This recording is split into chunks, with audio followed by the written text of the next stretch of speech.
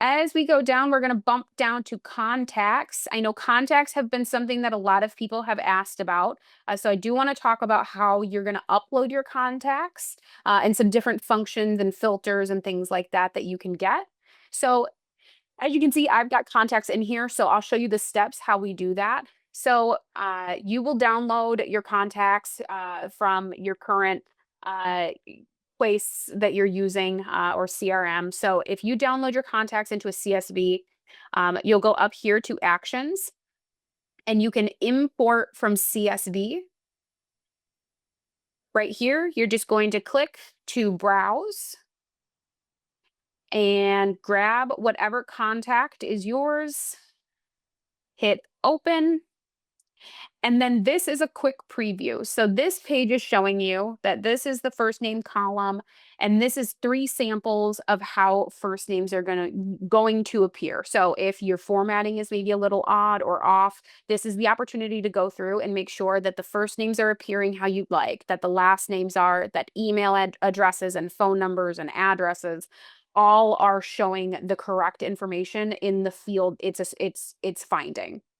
So once you verify that this information is how you'd like it, all you'll do is hit next, and this is your preview. So this is a quick preview how these are going to look. My contacts.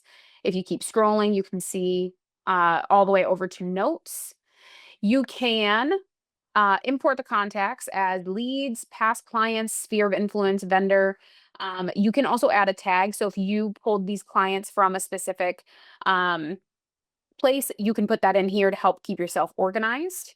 And then once you're done, you can hit import 90 contacts. So these contacts are already loaded into mine, so I'm not going to hit import, but what I can show you is back in our contacts, some different things that we can do. So in here, we've got some different filters. So we do have the ability, this was a request from agents, was to be able to sort by closing anniversary dates. So if your clients have anniversary dates, closing anniversary dates loaded in, you can select here. And if you want to get ahead of it and look at anybody whose anniversary is going to be in July, this will show you everybody with a July closing date. So then you can click into the contact. You can see that our closing date is July 27th. And make sure to send something out, do a reach out. It's a good opportunity to get ahead of it before it becomes an urgent reach out.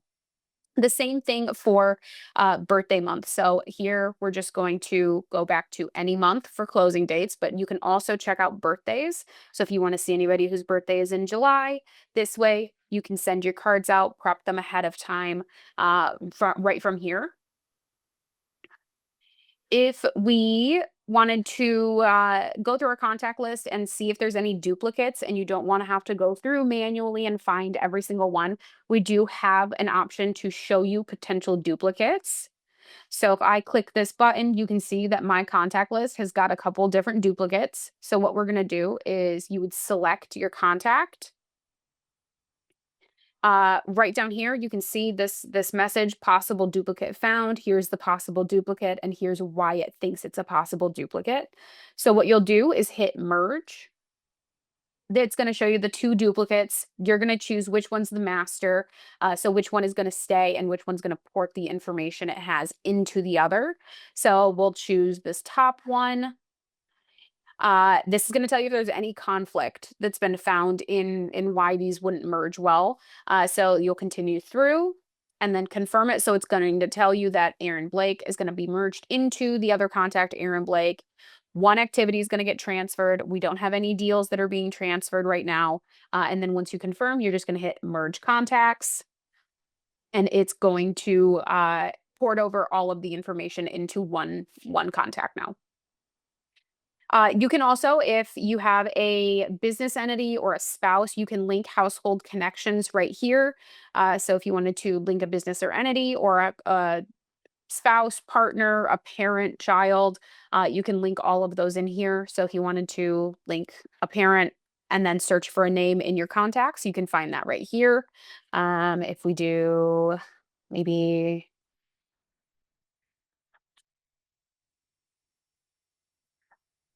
do this, and maybe that is a um, a parent-child relationship. So this will tell you when that it's open. You can click here, and that will bring you over to the primary contact for it as well. Right, and then these will show you their lifetime values. Everything is pulled in from Loanwolf, so we do have some data in here for you. Since I am not an agent, I don't have any data, so all of my client or my contacts are going to have a zero lifetime value, but yours should not. Um, you can also create CMAs for a client directly from here. So if you wanted Matthew to have a CMA created, you could click here and then start a CMA directly from here. This is going to take Matthew's home address and use that to build the CMA from. Right. You can also attach an existing CMA. So if you have one that you've created that you didn't link directly to your contact, you can do that right here as well. Right. And then back out. Right. One other thing I wanted to point out in here is in these filters, you can, if you accidentally archive contacts that you didn't mean to, you can click here and this will show you any contacts that you've accidentally deleted out so that you can re-add. And then additionally, if you added any kind of tag to your contacts when you were loading them in, and you want to see if they are contacts that you got from a golf event or from a different CRM, and you want to check those out, just hit the tagged option and that will show you the different places they've been uploaded from. Right.